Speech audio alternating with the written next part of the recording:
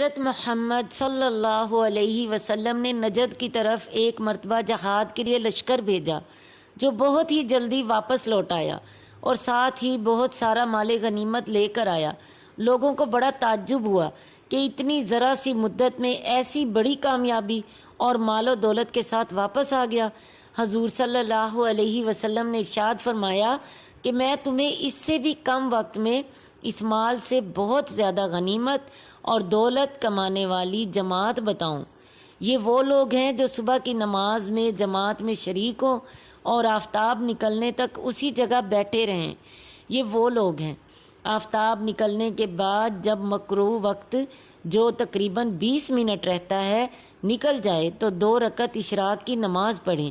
یہ لوگ بہت تھوڑے سے وقت میں بہت زیادہ دولت کمانے والے ہیں۔ اللہ اکبر! یہ وہ دولت ہے جو دنیا میں نظر نہیں آتی، لیکن اس میں جو کامیابی ہے وہ آخرت میں ملے گی، آخرت میں نظر آئے گی۔ اشراق کی نماز حج و عمرے کا ثواب ہے۔ اللہ تعالی ہم سب کو توفیق عطا فرمائے، آمین۔